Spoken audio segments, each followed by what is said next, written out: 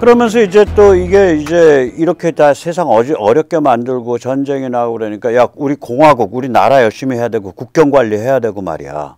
그 이민자도 좀 관리해야지.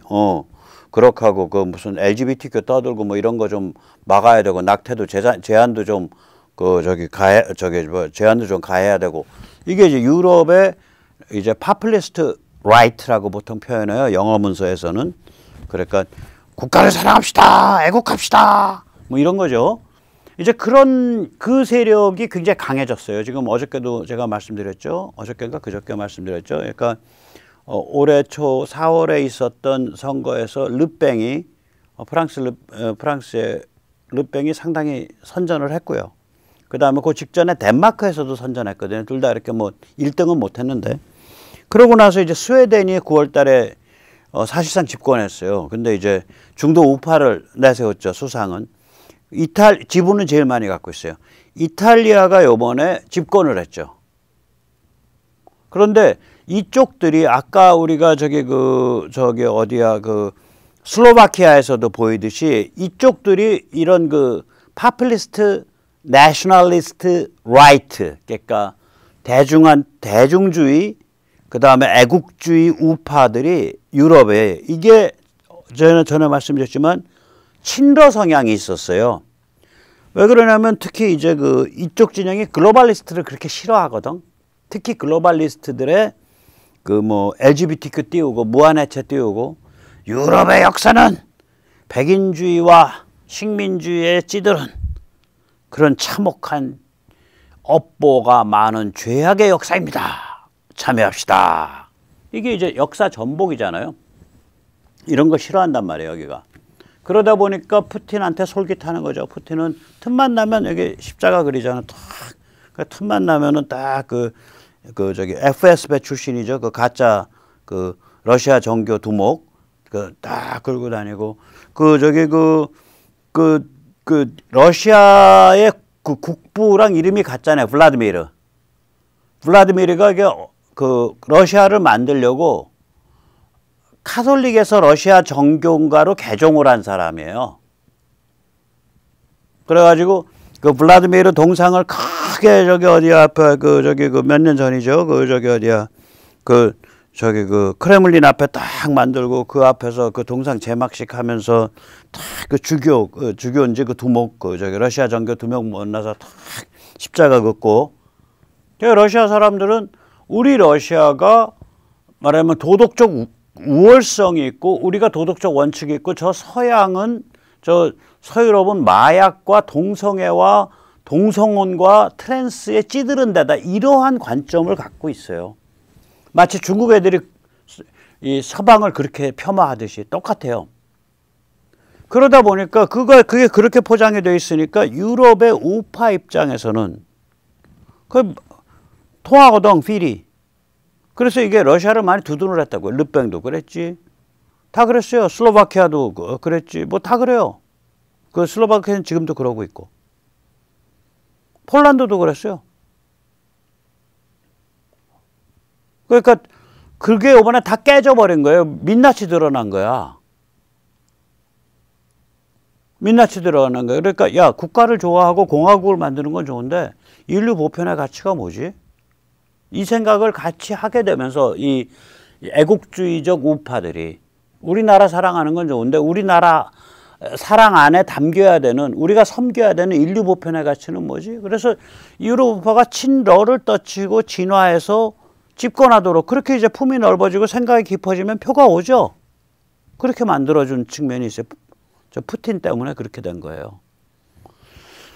그러다 보니까 EU가 이제 EU의 그 프랑스, 독일 쪽의 그 글로벌리스트들이 폭망을 해버린 거죠. 이제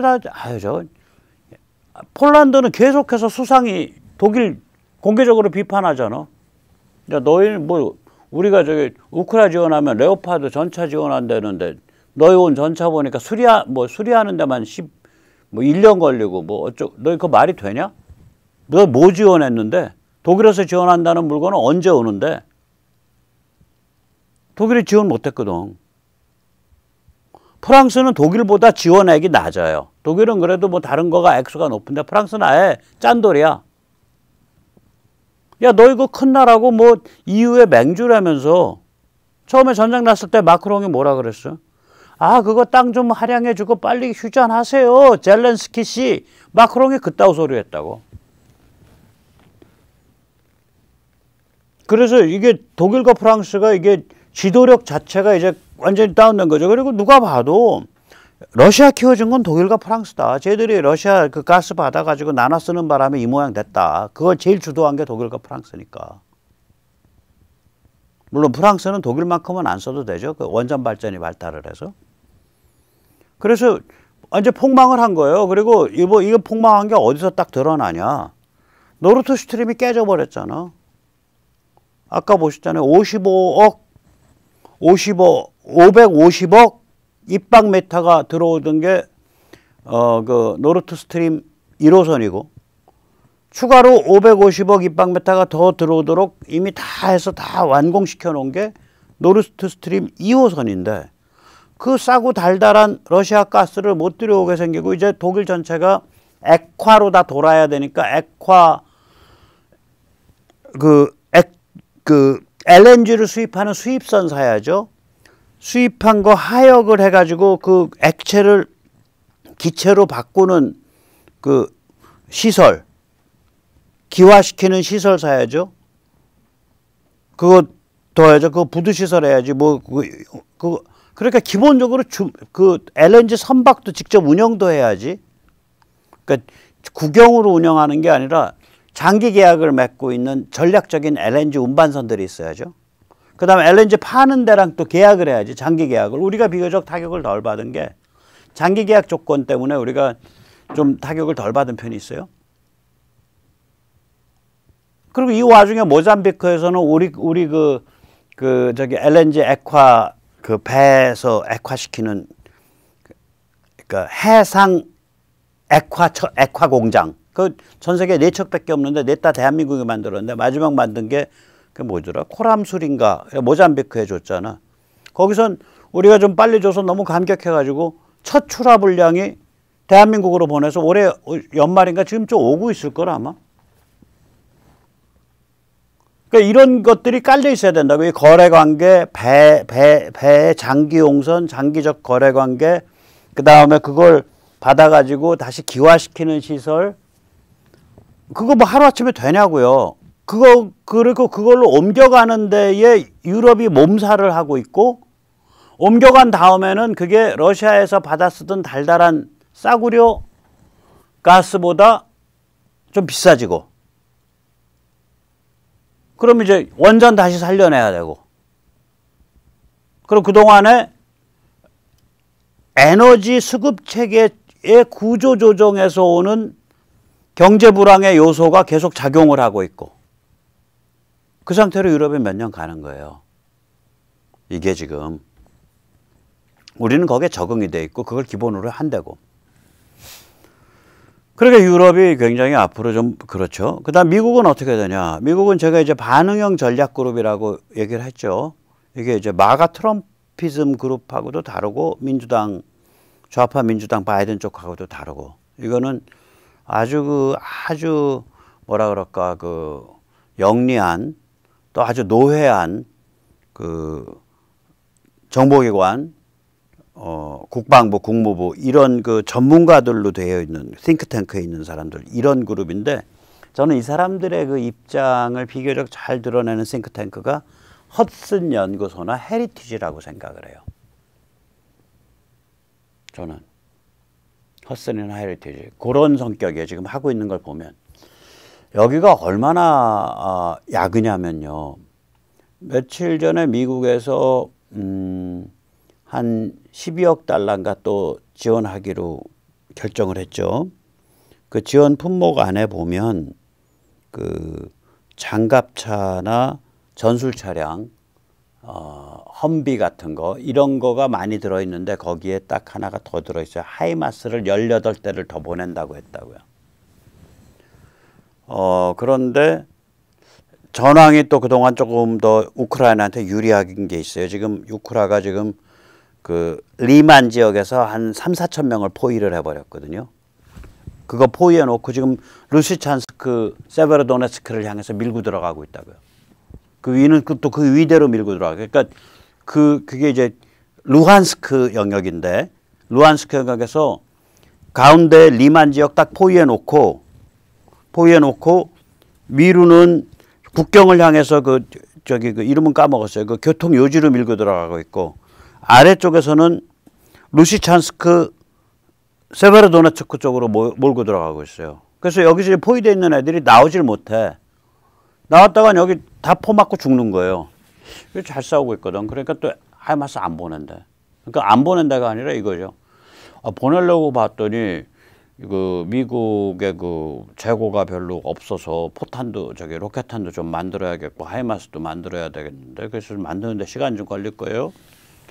얼마 걸릴까요? 그 록히드 마틴이 만들어야 되는데 요새 뭐 그 서플라이 체인 문제가 있어서 글쎄 한 20개월 걸리지 않겠어요? 이러고 있어요 지금. 얼마나 잔인할 정도로 영악한 거 아니에요.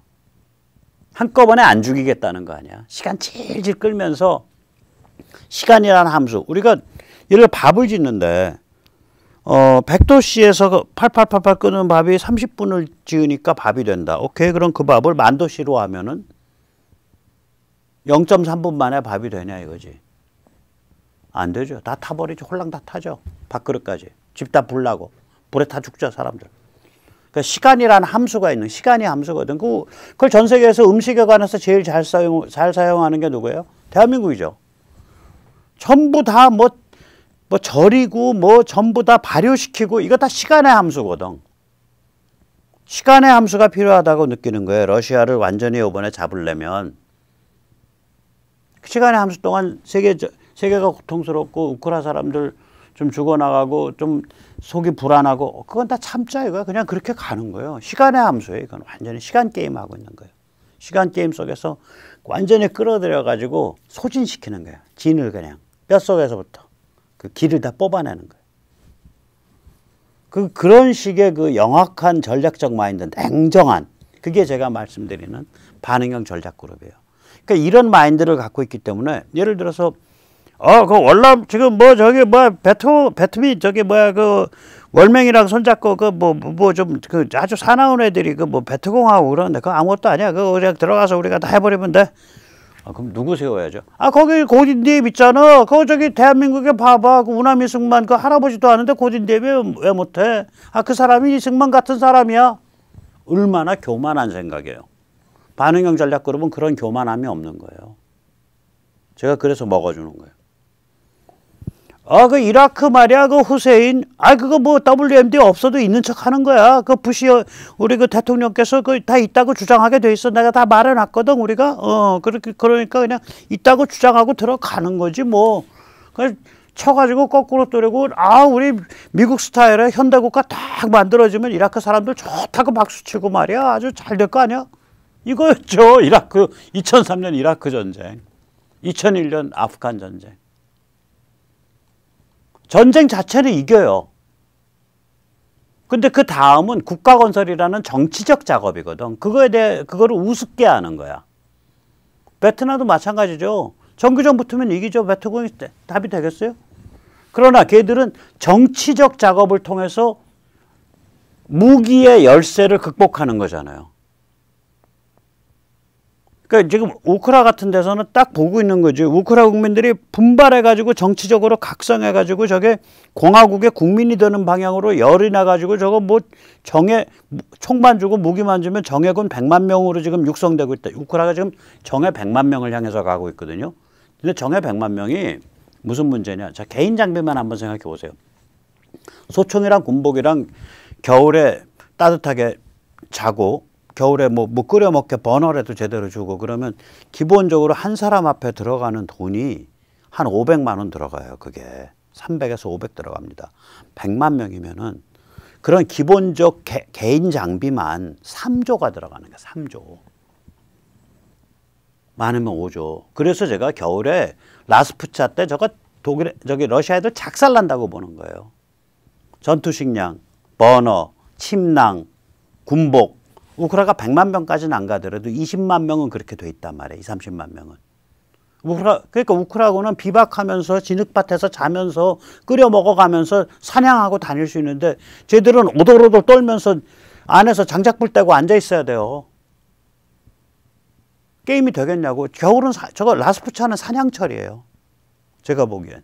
그래서 저는 전술적으로 전혀 일반 사람들이 라스푸차 때 잠깐 쉬었다가 합니다. 저는 전혀 그렇게 안 봐요. 지금 사실 라스푸차 시작했거든요. 거의 지금 비부슬부슬하고.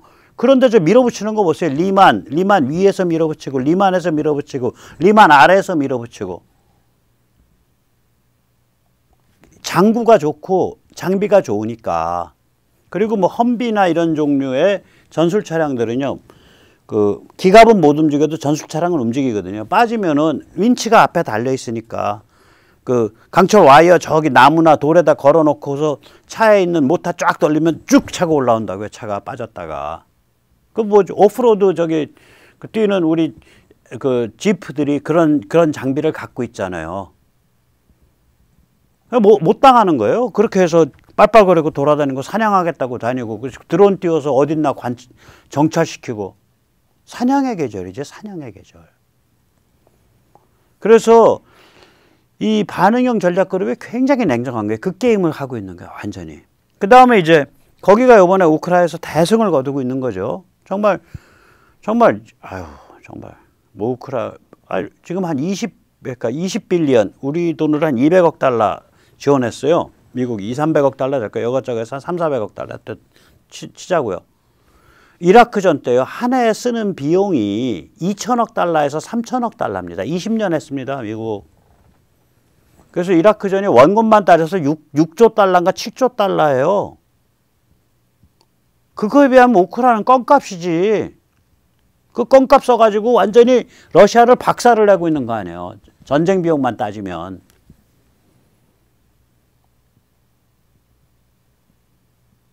굉장히 냉정한 게임하고 있는 거예요. 그래서 반응형 전략그룹이 굉장히 급강화됐고 저 집단이 아마도 마가 트럼프 쪽이랑 관계를 설정할 거예요. 마가 트럼프 쪽이 이제 단순 무식하고 국제 전략에 관해서는 그 고립주의 성향이 있거든요.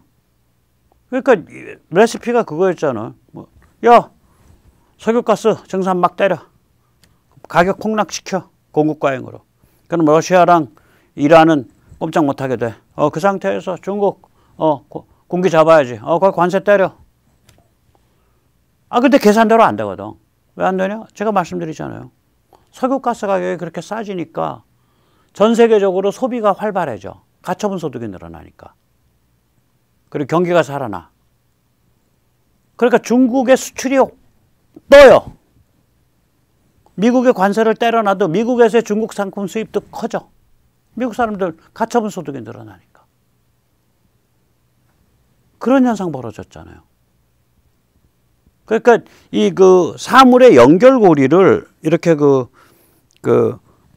복합계인데 인과관계 연결고리를 상상을 제대로 못한 거죠. 그래서 제가 저기가 좀 머리가 부족하다, 좀 전략이 부족하다. 이 마가 트럼피즘 쪽이 특히 이런 국제 게임 이런 데 있어서는.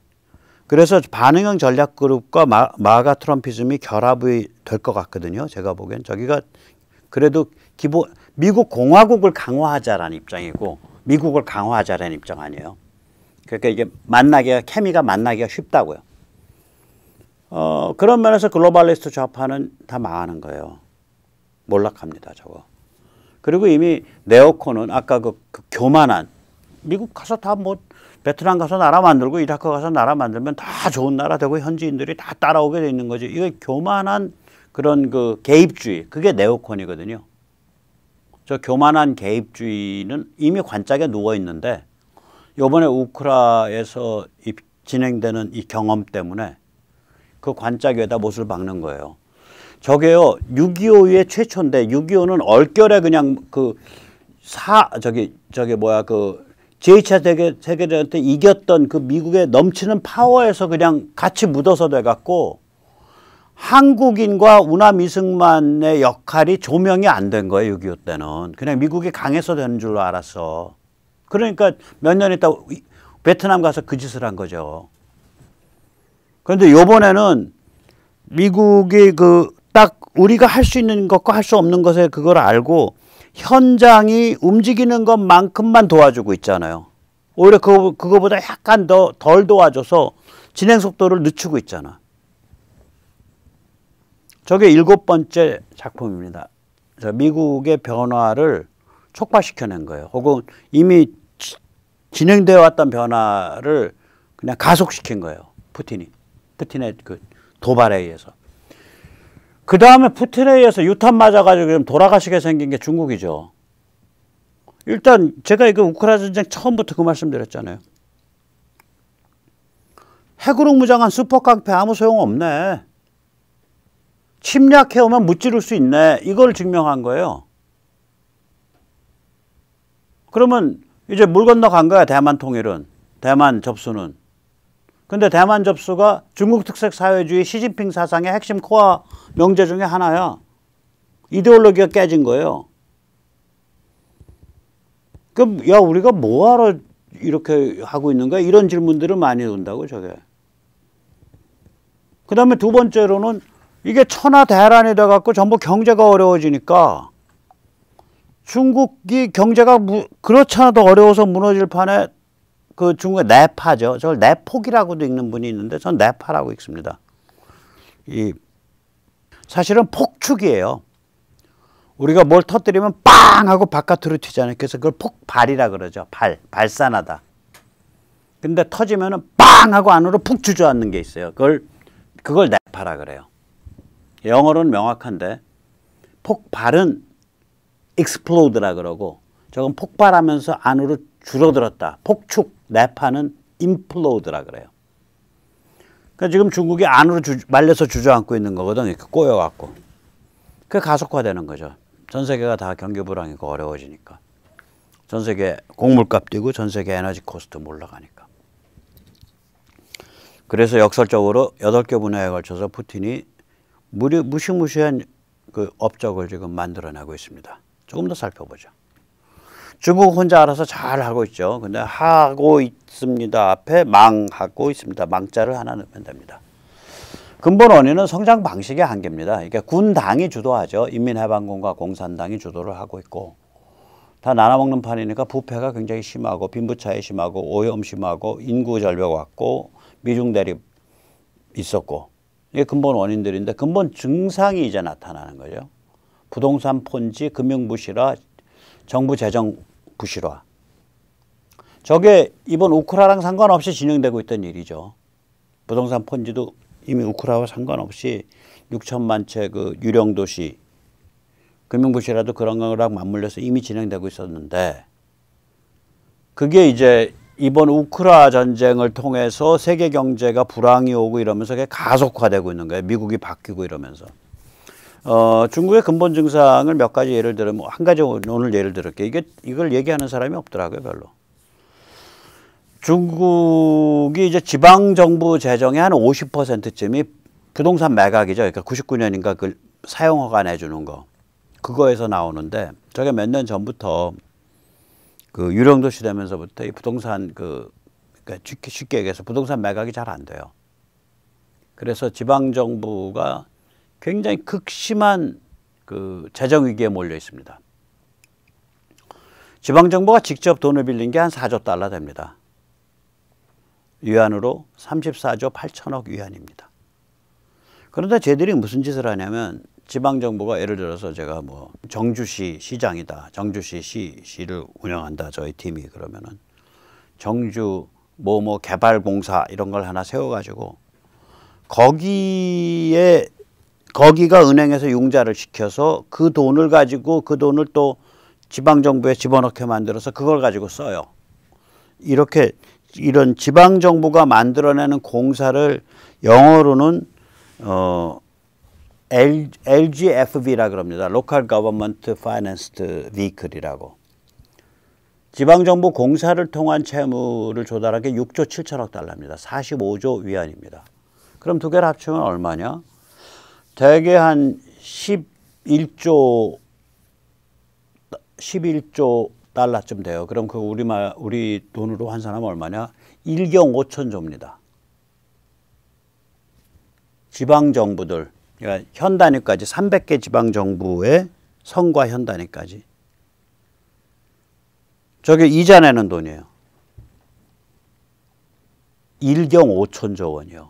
근데 저게 지금 목을 조르고 들어오고 있다고요. 저게 뭐예요? 금융권이 무너진다는 얘기잖아. 저게 다 금융권에서 집어넣어준 돈 아니에요. 저걸 금융권 안 무너뜨리려고 돈을 찍어버리면 어떻게 돼요? 중국 경제 전체가 그냥 IMF처럼 무너지는 거죠. 하이퍼 인플레이션에.